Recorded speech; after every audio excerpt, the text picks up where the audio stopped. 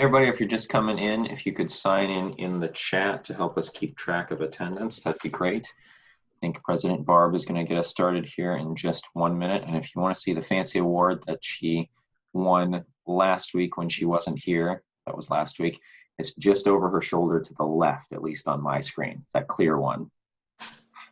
Clear one that you really can't see. So is it really there? Are there really awards in a virtual world? I'm not really sure.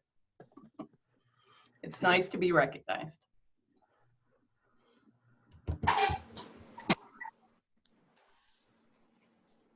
Excellent, great to see our numbers cruising on up. We're up to 47.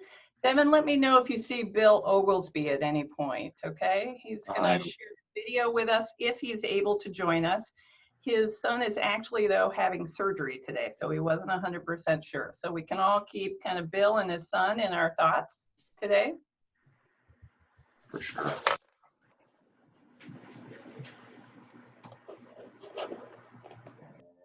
Excellent. All right, everybody. Well, we're going to get going. We know that others will be joining the meeting as we go on. My name is Barb Thomas. I am your president for this virtual Rotary year. And as we do every meeting, we start it with the Pledge of Allegiance. So if you're able to stand, please join us in the Pledge of Allegiance. Pledge allegiance to the flag of the United States of America and to to the republic for which it stands, one nation, nation, under God, indivisible, indivisible, with liberty and justice for all. justice for all. Thank you all. You may be seated. You know, you don't really say that so much in the virtual time. So again, welcome everybody. Before we get going, I know that many of you are quite familiar with how to operate Zoom, but I'm going to turn it over to Devin to see if he has any just little reminders for you as we get going with today's meeting. Devin? Yep. Thanks, President Barb. Just a couple of reminders. One, if you haven't yet muted yourself, that usually does help. There's occasionally background noise like there is right now. Oh, here we go. Okay, there we go. So yeah, if you could just mute yourself if you've got some background noise going on, and then unmute yourself if you want to chat, that'd be great. You can also mute or unmute your videos, stop or start, I should say. And it's nice to be able to see everybody's lovely faces, simulates a little bit of what it's like to actually see each other in person someday, somewhere. And if you want to see just the speaker, top right corner on the computer, or the panel view, the grid view of all of your lovely fellow Rotarians and guests, you can do that as well. And last but not least, there's the chat. You can sign in for attendance or have side conversations there. And then on the participants tab, you can raise your hand to say that if you want to have if you have an announcement or if you have questions at the end of the presentation. Back to you, President Barb. Great, thank you very much, Devin. So we're going to practice those Zoom things right now because I'm going to turn it back over to Devin and he's going to call on people who are guests. So again, if you are a guest or a visiting Rotarian, we want you to go to the participant button, which if you're on a computer, it should be along the bottom. We want you to click on that and raise your hand so that you can be introduced. And then Devin will actually call on you. So I'm going to turn it back over to you, Devin. Yeah, so Greg Lamb is your guest, and one of the two of you can say something about each other. I'll let Greg do it. Go ahead, Greg. Tell him what you do. What's your level of concern? What else do you need me to stop? Thanks, Barb. My name is Greg Lamb. I'm the Executive Director of Development for the Tippy College of Business. So I work on behalf of the University of Iowa Center for Advancement, but work directly with the Tippy College and work closely with Barb and her team on external relations, fundraising, and alumni relations on behalf of the Henry B. Tippy College of Business. Thanks for having me. For sure. Welcome, Greg. It's good to see you. Normally, Greg and I see each other down the hallway every once in a while, but it's been a while since those days have come. I am not seeing any other guests or visiting Rotarians with their hands raised. Anybody who hasn't raised their hand just wants to speak up? All right. Back to you, President Barb. Great, thank you, Devin. Okay, so next we're going to move to announcements, and first I'm going to go to Linda Farkas, but before I do, I just want to remind you, if you have an announcement, use that raise your hand feature in the participants button. So Linda? Hi, I'm Linda Farkas. I am, thanks President Barb, I'm the chair of the Youth Leadership Committee, and we select students every year for Liberty and City and help with West High, and we help with Regina. What we're needing right now really bad is people to help with our Liberty School. And I can certainly go into much more depth with each one of you after I get through here. I'll put my email address in the chat, and we will, and either me or Heather Croskery, who is taking over the Liberty School, but she needs help. We need somebody, and we're really going to be focusing this year on diversity, on trying to get that school to have more diverse students like we do at City. So we would really, really love anybody who's interested in helping. It's a great experience. You get a lot more out of it than you put in because the students are amazing. So anybody, I will leave emails. Please help us. Thank you. You bet. Thanks, Linda. And I will attest, I have worked on that committee. It is a great feeling to be a part of the Youth Leadership Committee because you're really helping the area youth have this outstanding leadership experience. So if you can do it, it's a great way to get involved with the club. So I did want to share with everybody that I received yet another thank you note for the I Can Read materials. And this one reads, "Dear Ms. Thomas, thanks to you and the Iowa City Noon Rotary very much for supplying our Hills kindergarten families with the I Can Read materials. We're off to a crazy start in the 2021 school year. This will be a valued resource." And then it is signed by 2 of the teachers. So just a reminder that especially in this very odd virtual COVID academic year for our area youth, it's really amazing to think that our club is really having a great impact on those young kids, those kindergartners in the school system, and that they receive the I Can Read DVD and a booklet. And the area schools, especially because they're having to provide materials to all of the kids, they really appreciate it. So kudos to LaDonna Wickland and the I Can Read committee. Keep up the good work. All right. I did want to remind everyone that if you are interested in serving on the board of our club, we are taking names. So the board positions are 3 years. And if you're interested in running for the board, I want you to email me with a little bit of information about yourself. I need 1, some information about you, 2, your involvement with our Rotary Club, and then 3, why you want to serve on the board. If you're interested in being a board member, I need your application by Friday, September 25th. So that gives you a little bit more time, but please think about joining the board, think about more involvement in our club. The other thing that I wanted to mention to you is that if you're on Facebook, and I know that many of you are, I want to make sure that you like and you follow our club's Facebook page. And we've been doing a lot to try to make sure that there's some good content out there. We've been posting pictures of the various people in our community who have received new AEDs, thanks to our club's Rotary Kerber Heart Safe Community campaign.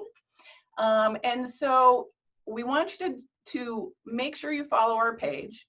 I want you to like our posts, more interactions, more you like it, it may show up in your feed, but then think about sharing it, especially when we're posting things about upcoming meeting topics. And so when we do that, I want to make sure that you share it because then you can invite somebody to be your guest. Share what we're going to talk about at our next meeting, invite them to contact you. You can share the Zoom information. We have lots of different topics, and so you probably know some people who might be interested. So I shared the post about this week's topic on the Xtream arena, and Greg Lamb for instance, reached out to me and said, you know what, I'm interested in hearing about that program. So that's what we all need to do, because it kind of builds the word, it builds community, it builds all of that notice. So just a reminder on that. Next, what I'd like to do is actually go to our Rotary moment of gratitude and positivity. And so, as you know, we started this tradition once we went virtual, and it's been a great way to hear about positive things that are in our members' lives. And so today, we're going to go to Brad Baldist. Brad? Thank you, President Barb. I'm going to focus on gratitude in my moment of gratitude and positivity by listing 10 things, not necessarily a top 10 things, that I'm grateful for. Number one, that I have a job that I can continue to do in a pandemic.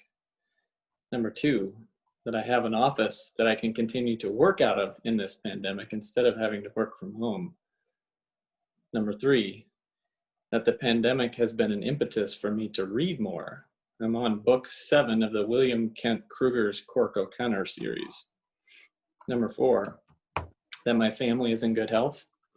Number 5, that I have a wife of almost 23 years who still puts up with me.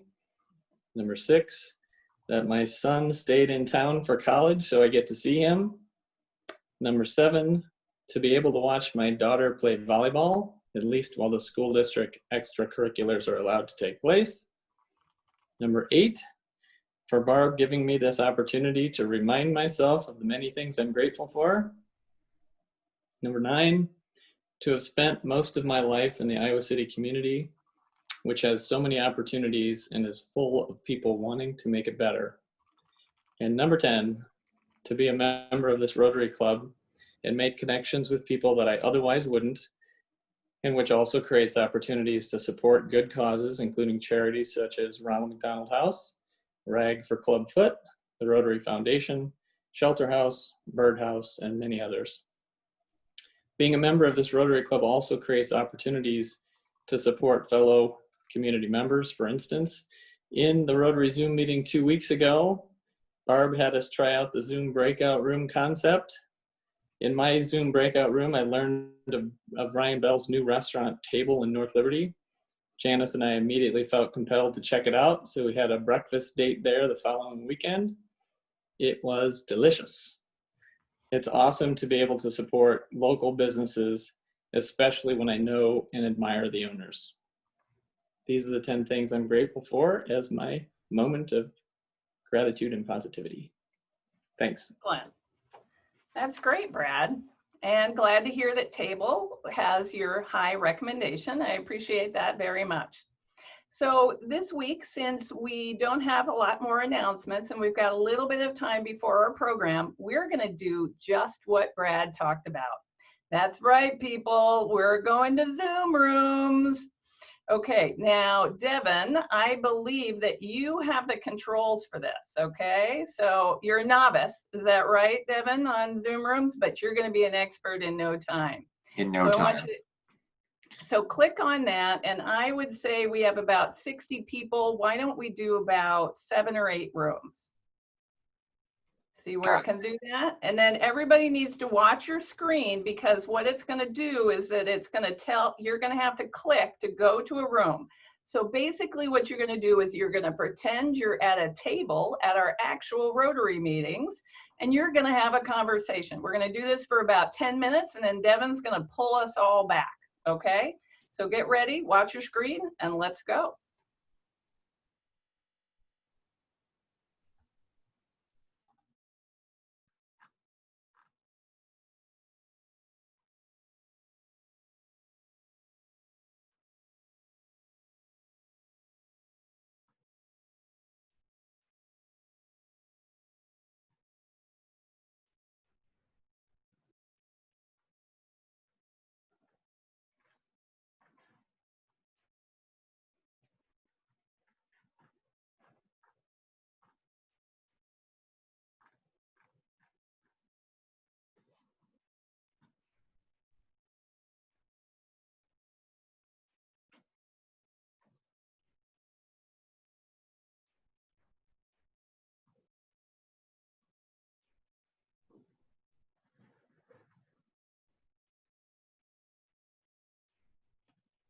We can talk, we just can't see. You I was guys gonna go say ahead. you're still connected to the Zoom, so I would think it's just a minimized window or something, but Yeah, we can hear you and see you still. yep. There must be another button to push. Go ahead and enjoy conversing while I There's try to this- figure Devin, this push out. Zoom. Devin, how does it work that people keep joining late as opposed to all at once? People have to accept that they're going to join. Oh, I the see. room. Yeah. I see. Hey, okay, we're back. Hey, Josh. Where's everybody? Hey, am I doing this right? You are. We just moved into breakout rooms for a little bit to chat amongst ourselves as if Oh, we're all okay. sitting at Cool. tables because I've never done that. That's cool. I don't it's know. kind of fun. Martin knows all about it, doesn't she? Yeah. yeah. Hey, Gary and LaDonna. Good to see you too. Good to Hi, you. nice to see you. I've Nice. seen you in a while. Yep. Yeah. So you guys all having a good week? Pretty good. We know Brad did. He was counting his blessings. I should have had the number one gratitude that Barb asked me to spend time thinking about it, because I don't think about it enough. That's right. That is a blessing, isn't it? Mhm. Devin, how's your little boy? Both of them are doing pretty well. It was Okay. a rougher start to the week, but they figured it out. Our older one takes 2 or 3 days to figure out his emotional swing, because he's all in at daycare and really extroverted and plays hard, and then he gets home and he totally melts down for 2 hours. But I think he's figured it out. Last night was actually he was back to his happy, joyous little self. Good.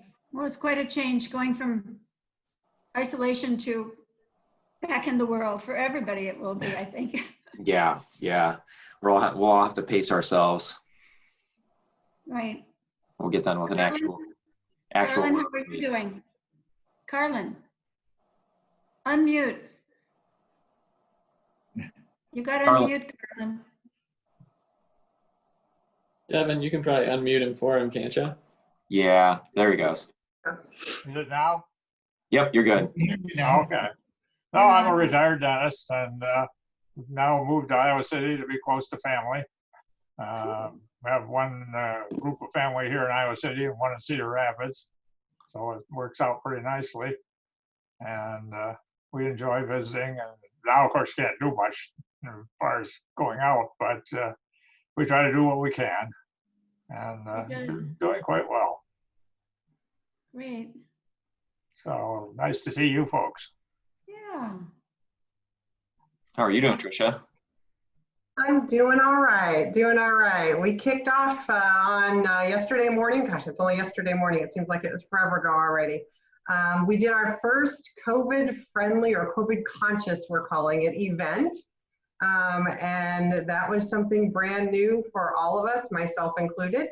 And it seemed to go well. We had about 75 attendees, all stayed in their vehicles at the Marriott there, Convention Center in Coralville, and the feedback was overly positive, so I'm really excited. I mean, it gave us really good energy that we could still safely kind of get together.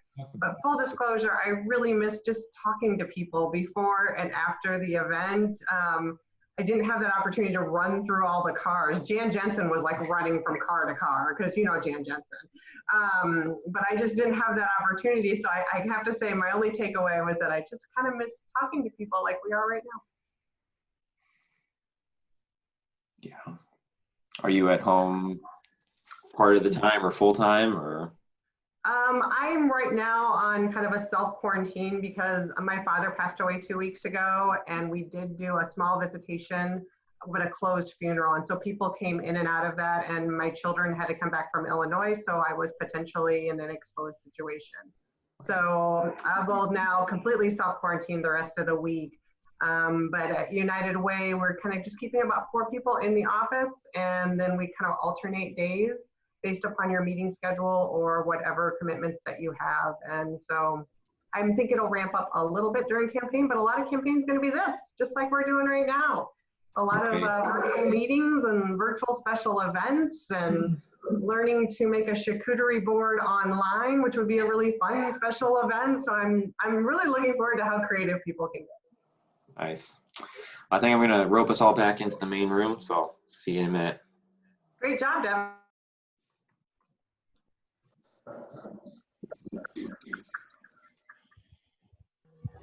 Hey, Dave. Hey, how are you doing? Good. How you doing? Doing pretty good. Oh, you're in a good place, I see. Yeah, I'm working. I'm gonna put it in my pocket here in a second, but I figured I could at least listen in and say hi to everybody. Doing what I can do. Those slippery little devils installed yet, or are you still working on it? Working on it. Got 12 of them in today. Oh, wow. Yeah, and so we'll have we're gonna finish them up on on Monday. We're gonna do the other 18. So, Gotcha. yeah. So I'm here while Rotary is going on. I'm gonna cover the fish back up. Chuck was just here, and I took the plastic off where he could see them. Nice.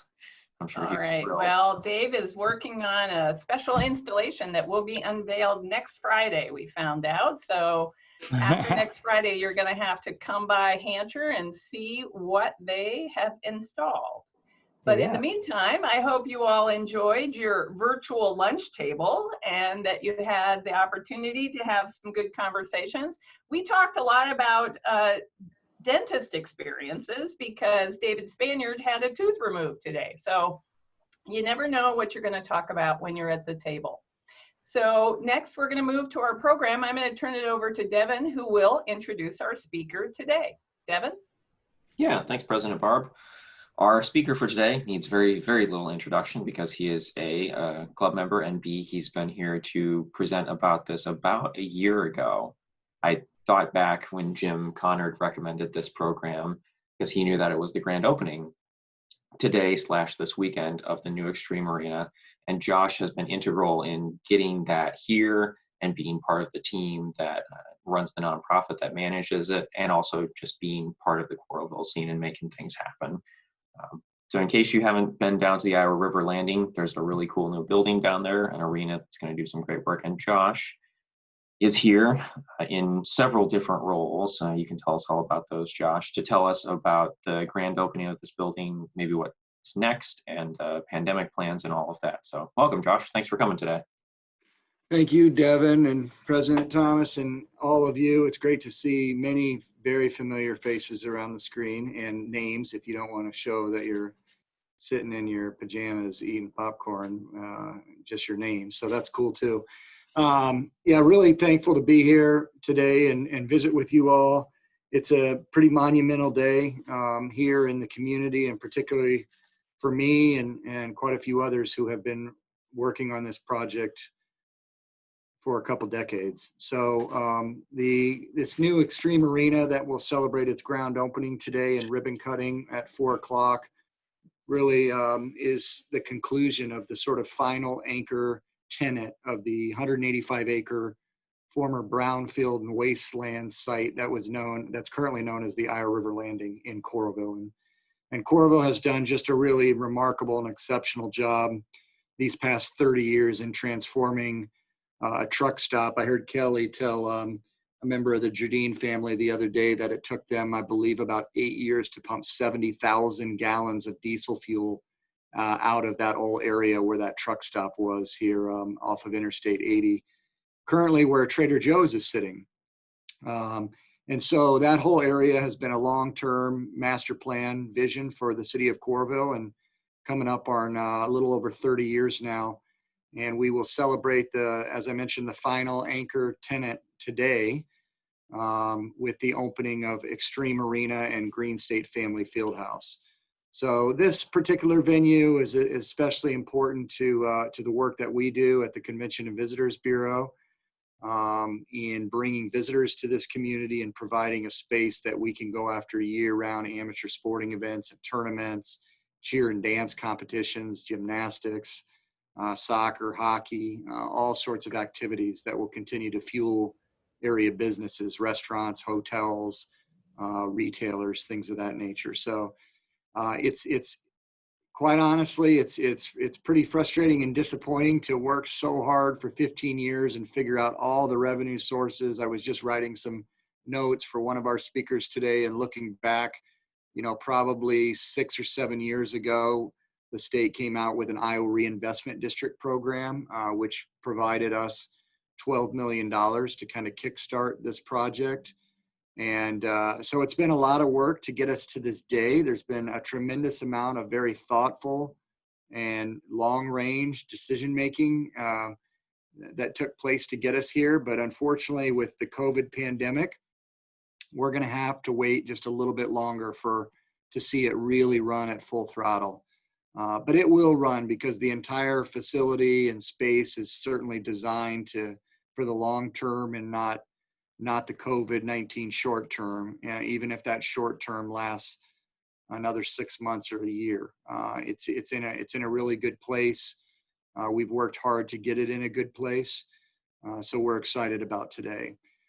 The arena itself, and I was trying to share some images, but I don't know that I've figured it out, so I'm just going to kind of describe it, and then I'll see if I can share screen and show you a visual of the front door right now. But the arena itself is designed, has about 5,100 seats, so it's perfectly right sized. We spent a tremendous amount of time figuring out what that seat count needed to be, and when we were originally looking at arenas, and we toured dozens really around the Midwest, we looked at the market over and over again to figure out what's the right size to take advantage of this sort of concert size or this sort of programming fine for family shows and things of that nature. And we determined that it's about 5,000 fixed seats, and if you can do concerts for 6,500 to 7,000, that would be ideal with the way that the music industry is going. Otherwise, you need to really step up to like a Wells Fargo Arena in Des Moines, about 18,000 seats. So we're perfectly right sized. We were originally around 8,000 or 9,000. The more we did our studies, we realized there was only like 2 or 3 shows a year that might use 8,000 or 9,000 seats. So you start to really look at the numbers, and you take away about $10 million worth of infrastructure for those additional seats and the square footage that's needed for that kind of building. So, but we're ready to open. It's going to be the new home for University of Iowa women's volleyball. They were able to get in there and practice for the first time on Friday, and then they were able to do it on Monday. They'll be in there today practicing from 4 to 7 or 5 to 8 with Coach Vicki Brown. So that's super exciting for a venue like that. They normally attract, about 1,800 to 2,400 fans a game, and we expect that to grow. But even at that same capacity, putting them in a 5,000 seat arena, it's going to be incredibly loud and a heck of a lot of fun for that particular sport to call it home. There will be some other sports that will eventually probably call that home for various events, or maybe Big Ten championships, like women's gymnastics, which has certainly survived the recent cuts that were taking place over there at that athletics. So there's certainly opportunities there. And then there's opportunities really at the international and national level. We will be having an event in there in about a month, and it'll be the USA Wrestling 2020 Senior Nationals, which will take place in there for 3 days with very limited seating capacity, but very, very strong, good streaming capabilities in that particular building. I joked with Mediacom, who's the naming rights of Wi-Fi. I said, from the beginning, there needs to be the business terms of the deal. This is how much the value is to put your name on the building. And once we got through all that, part of that was they had to put in the Wi-Fi system. And I told them, you better put in a system that can power the state, because the last thing you want from a marketing perspective is all these people in there leaving the building and saying they couldn't get Wi-Fi service in Xtream Arena. So the Wi-Fi is incredibly powerful. I would encourage you, if you ever run out and you need to get on a Wi-Fi quick, to just come sit around the building, because it truly will power probably most of the half of Coralville with the signal that's in there. It's incredibly fast. It's, for those of you that know Wi-Fi or some of those sort of capabilities, it's a full dedicated gig up and down. So it is a significant system that's in there. So home to University of Iowa volleyball, primary tenant. A very, very special announcement will take place today as part of the grand opening, and that is that earlier this week we signed the lease for a professional hockey team that will also call it home. So they will be the secondary tenant, and they will start next September. And I can't go into a lot of big details on that, but I will tell you it is professional hockey. So it's unlike what you'd find in Cedar Rapids or Dubuque or some of those which are very good hockey programs and a very good league in USHL. But this league and the team that we're announcing today is actually affiliated with an NHL team. And so the players that you will see that will call Coralville home and Xtream Arena home will be NHL signed players that will be working their way up to the NHL, very similar to what you see in Cedar Rapids with the Cedar Rapids Colonels. So we're excited to announce that. As part of the celebration, we're going to make a little surprise and throw on some completely oversized and ridiculous ECH or league jerseys. I gave away one of the leagues there. It's probably no surprise it's ECHL will be the league. But we'll throw on some jerseys and have a little fun there. And there'll be actually a news conference with the ownership group ahead of time for those medias that are in there. So big deal on there. For those of you that have recently attended high school graduation in Carver Hawkeye Arena and sweat to death, you will not have to do that anymore because we now have an air-conditioned facility that you can go in, and with the flip of a switch, all of the 360 ribbon boards and the end boards can change from West High Green to City High Red to Liberty High Purple to Clear Creek Blue. And we have, with the way the building is designed, with the Fieldhouse right next door and all the activity that'll happen there, they can all stage and they'll just march right through the tunnel and they'll be on the floor, and it'll be just an absolutely fantastic temperature controlled venue. One parking, you can go across the street before or after and get some food or drink, or if you need to, your family members need to stay in a hotel. There's about 1,300 rooms within 2 blocks of the arena, so you're covered there as well. So the Fieldhouse, which you've heard a lot about, is connected to the arena. That is about a 51,000 square foot facility that has 5 full-size high school regulation basketball courts.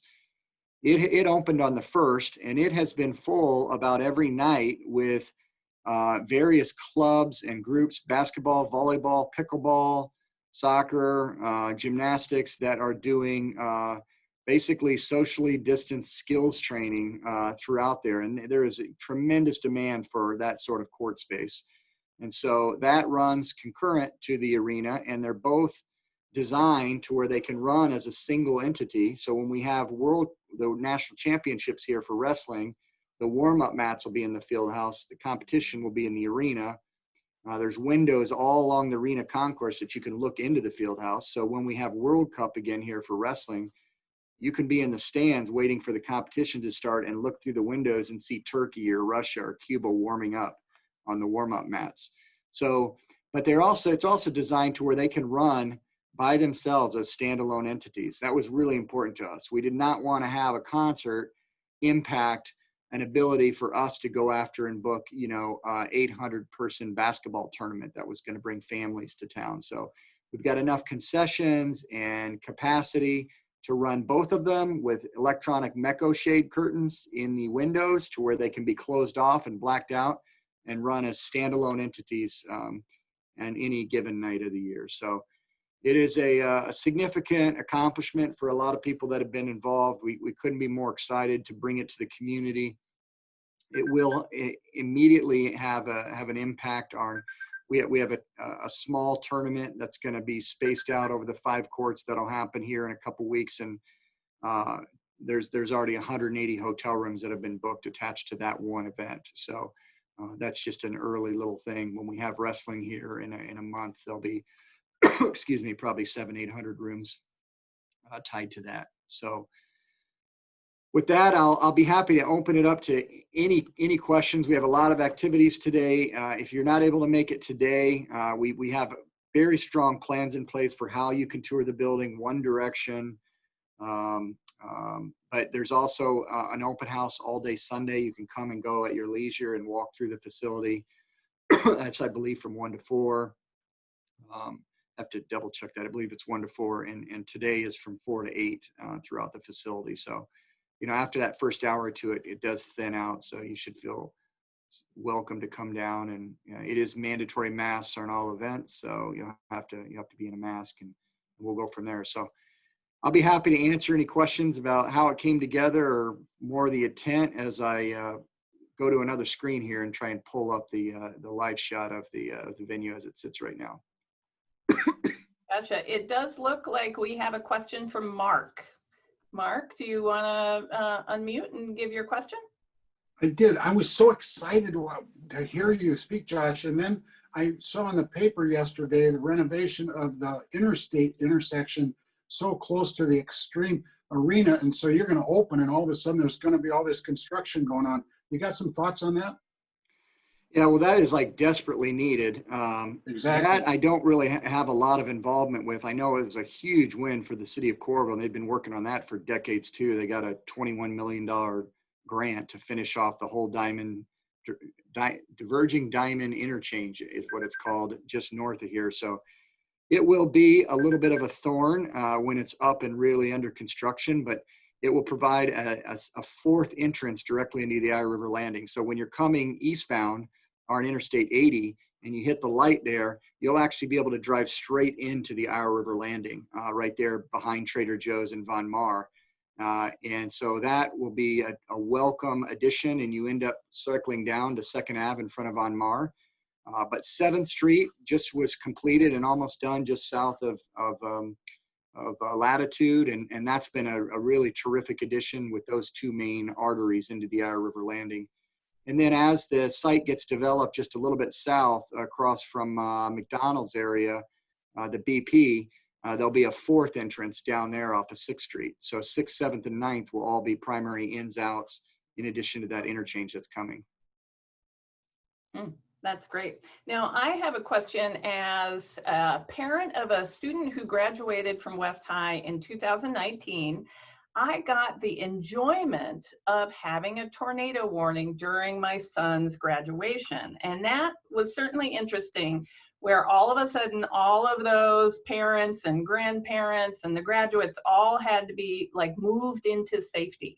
So in this arena, if we're going to do graduations there, where, you mentioned tunnels, is the Fieldhouse completely safely enclosed? Where are those safe spaces? Yeah, you put me on the spot because I need to go check with Ori and the team that we hired to run the arena, Spectra, who runs Wells Fargo Arena and about 160 arenas in the country, to look at the emergency management plan.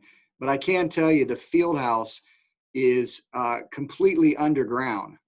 So I would say if there's one safe spot, that's probably where they're directing you to.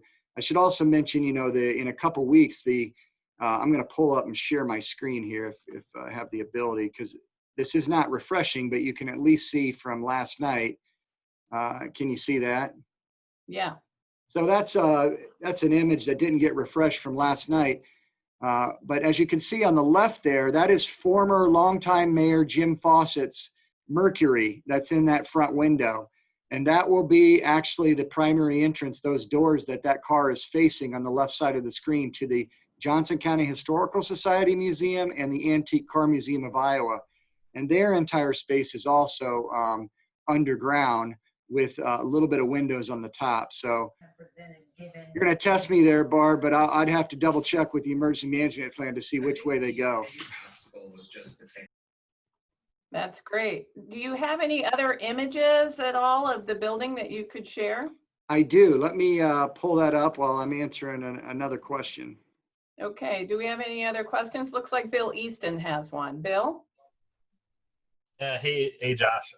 I was just wondering, are there any announcements on what's going to go in any of the other commercial space around the arena yet? I know, obviously, COVID must have impacted all the plans for those too. Yeah, they did. That's been a little bit of a punch in the gut, to tell you the truth. We had a team store all lined up and LOI and ready to sign the lease, but unfortunately, COVID has slowed that down with the world of retail. The rest of the space, I'm not as up to speed on, because really it's Deanna Trumbull and the city of Coralville that largely lease out those other buildings. The building that's facing it, and I'll pull up that screen one more time so you can, well, let me, give me one sec. There is a building that you can see that's still under construction as you approach the arena. It would be to the south or the right as you come down the street. That is a completely private development building that's being done by Hodge Construction. And the entire second floor of about 21,000 square feet is going to be the new home for Kinseth Hospitality, their corporate offices. So they will move all of their offices in there. And then floors 3 through 5 are going to be a 100-room Staybridge Suites hotel. That's also being owned and managed by Hodge and Kinseth Hospitality. And then the top floor of that building is going to be private residential, some really cool, unique space that if you live there, I think the coolest feature is you can take advantage of room service with the hotel as a residential unit. But that particular hotel will open in about March. A very cool feature. They're going to be extremely busy because if you have tournaments in the Fieldhouse or you're here visiting a visiting team playing the Hawkeyes, you can actually stay in that hotel, and on the south end with your hotel key card, you can access the arena or the Fieldhouse without ever going outside. There's a hallway down in the south. So that particular space is pretty full. There's a couple open spots on retail on the bottom, but the part that we saw with the car, that second floor is office. I know there's a financial firm that's looking very hard on that right now and very interested in that. And then there's a couple little small retail spaces on the bottom, not a lot. The far end one, there's going to be a restaurant that'll build out with an outdoor patio towards where the current Johnson County Historical Museum sits. Awesome, thanks. You bet. I'm going to I'm try. sure things will pick up soon, I would imagine. Yeah. Planning for vaccine come spring, so. Yeah. I'm going to try and share screen one more time here, Barbara, and show some photos. And hopefully it allows me to stay with the slide because I've tried this once before and it doesn't always change the image. Can you see the image there of me and this gentleman here in the blue mask? We can, yes. Okay, so that's Ed Pardini, the guy who wrote a big check to put his name on the building, and me showing it off from the other night. I'm going to change images. Does that change? Yep. So this is the main floor of the venue. We had it set up for volleyball. Volleyball was going to practice. I've got some better ones that don't. There's Ed Elbow, you know, the mayor of Coralville, John Lundell. Let me get through a couple of these and show you some building. So as you can see, a lot of people ask, what's up with the gold seats? Does that show Ed pointing to seats? Yes, it does. Okay. So really, we were going to just go with all black seats, and then somebody had the idea we should sprinkle in a little gold, and I didn't really like that, and I wasn't really ready to sign off on it, but it's a democratic world and a society, and so I said, let's go for it. I'm not going to lose this one, and I absolutely love it. It was one of the best things we did. So we sprinkled in 10% of the gold seats, and today I refer to them as our COVID seats. So when we have events in there, as long as you sit in a yellow seat, you're not near anybody else, and there's 500 of them. This is the UI women's volleyball team being able to walk through the venue for the first time. This is just post security as you walk into the venue. There's somebody that many of you know, great Charlie from Midwest One Bank, and Todd, always in his best dress coat. This is the main venue where we just assembled before we started tours in the front of the arena. Mayor Lundell addressing the crowd.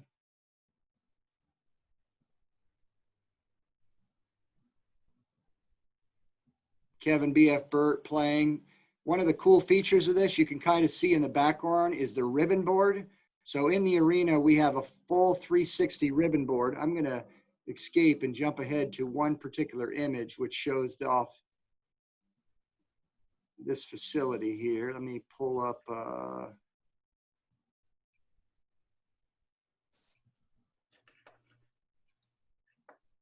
Almost there, right here. Does that show a good night shot? It does. That looks cool.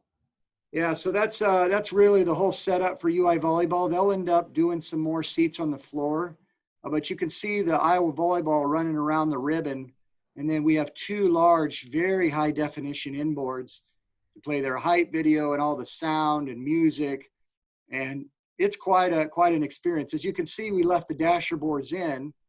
The dasher boards are for hockey, so we remove the glass, and then we have a draping system that kind of goes over that. But we can remove the dashers at any time. To the left and right of the photo would be considered east and west, and the first 3 rows of the east and west are collapsible, as is the first 5 rows on the very south end. So when we have wrestling in here next month, all of those will be out, and we'll have 6 mats out on the floor. All the concerts will be on that south end where you can see the video inboard, because all of our concerts, those rows will collapse, and stage and setup will be down on that end. But really cool kind of night shot of the venue. Any other questions? All right, is there anybody else? I'll try and pull up one more here of the Fieldhouse. Let me share this one. You show a little bit of the building next door. Josh, I've got a question for you. Yeah. Is that Joe Hughes? Hey, good to see you.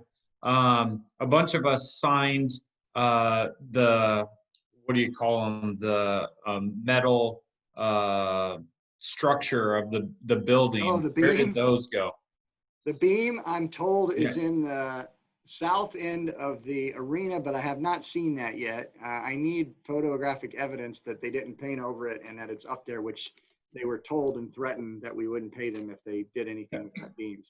I'll find that out. Here's a photo of a few of our 700 or 800, there may be a few of you, Johnson County Pickleball Association folks playing pickleball in the, can you see that? Yep. Okay, playing pickleball in the GreenState family Fieldhouse. This is Rockets, North Liberty Rockets volleyball doing a practice. This is All Iowa Tax and Dixon Jensen, who's our primary tenant. They run like the preeminent women's basketball club, really one of the ones in the country. All the biggest stars that'll be coming to play for Lisa Bluter's Hawks, like Caitlin Clark and Hannah Stuhlke, are all through this program based out of Ames. And this is their new second home, All Iowa Tech East versus All Iowa Tech West, which is based in Ames. You can see the windows up there on the very top, which are in the lobby that look down into the Fieldhouse. There's Dixon doing some more instruction with some of the girls in their club, All Iowa Tech. Here's some more pickleballers. All the courts have green stripes for pickleball, white stripes for volleyball, black stripes for basketball, drop-down curtains between all 5. This basically, you can walk from here straight to the right of the photo, and you can be about, I would say it's about 50 to 60 feet through 2 tunnels that'll take you right onto the arena floor.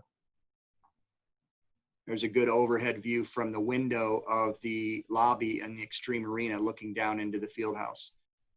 You can look up there on the far left above the brick. We have a little perch, so an overlook. We built that in primarily for Lisa and Fran and Vicky because they're not allowed to be at big tournaments and interact with the parents. So we put a little perch up there that they can go and recruit and look at for talent and not be in violation of NCAA rules. But I also think it'll be a killer location if a high school wanted to do an after prom and throw a DJ up there and put a high school dance on this floor. So this is where all the high schoolers will stage.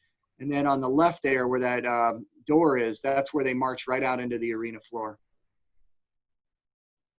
That's great. Now we do have a question from Kelly Drown. Kelly? Hi, Josh. Hey, haven't seen you in a while.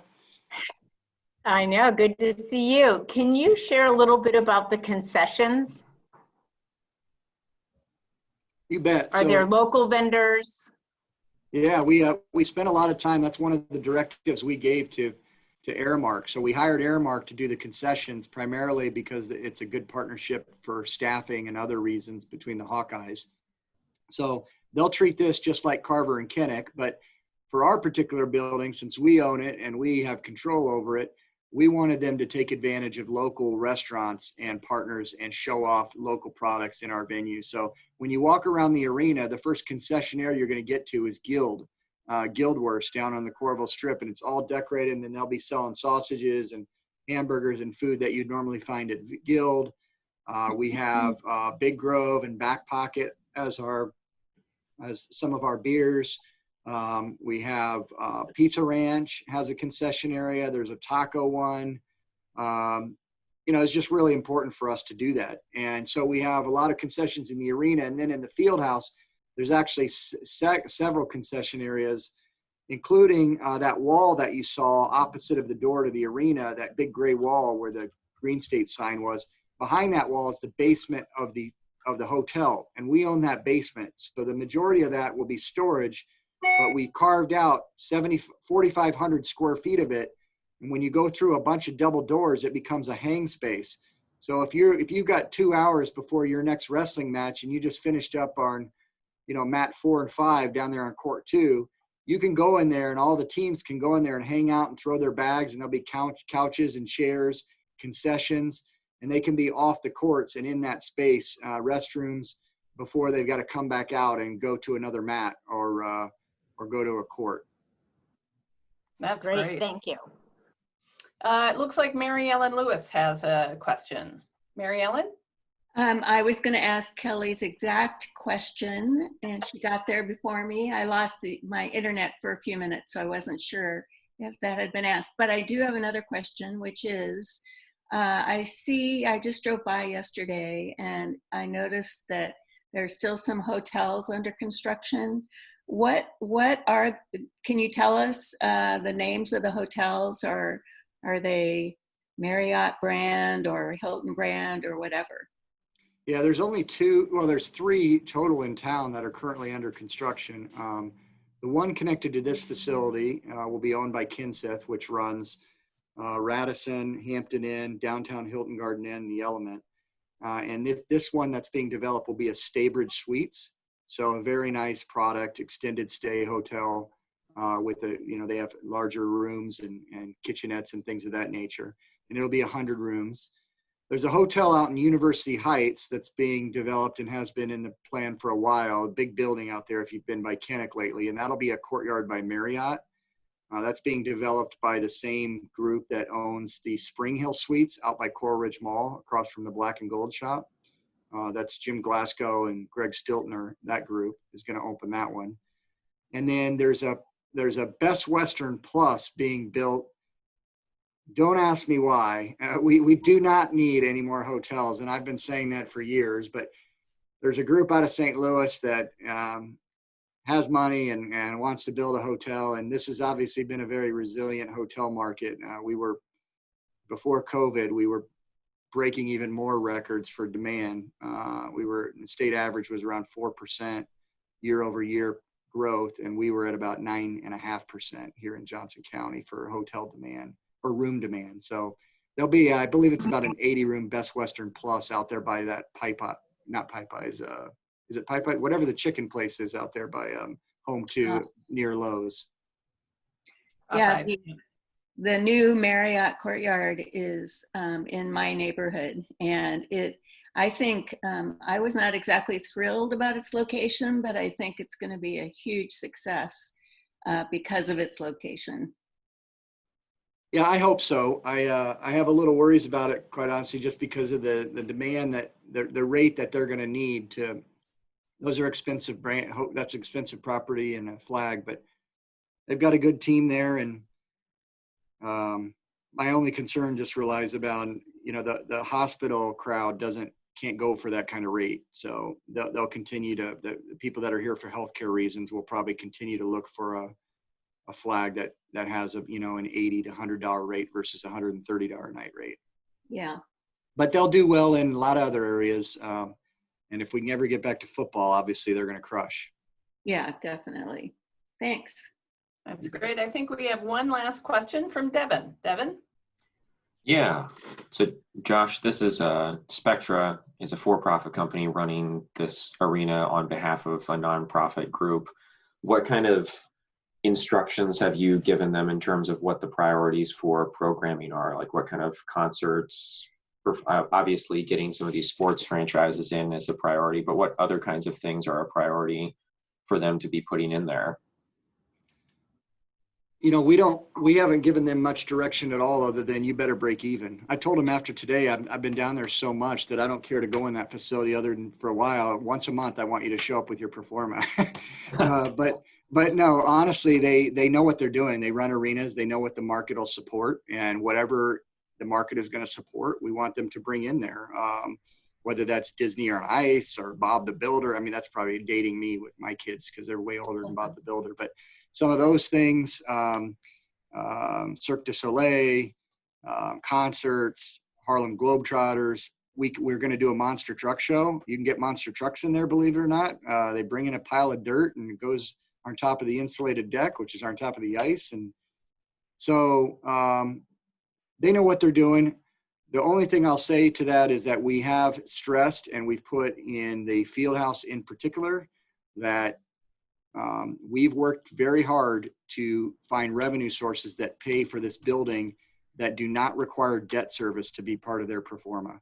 So they have some flexibility there, and with that flexibility, we want them to be accessible and open for community events and to work with community events that aren't at a normal Brad Paisley rate or whoever the concert happens to be.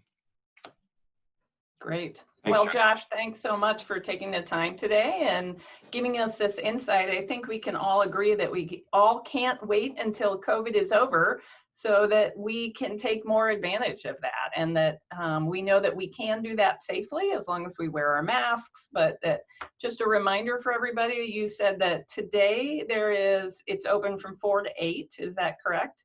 That's correct, then, with a ribbon cutting at 4. And then Saturday or Sunday? Sunday, I'm going to do my best to find it. I believe it's 1 to 4. I'm going to try and find that super quick. Great. Well, while you find that, I wanted to let you know that in appreciation of you speaking with our club today, our club will actually make a $10 donation to Rotary International's Polio Plus program in your name.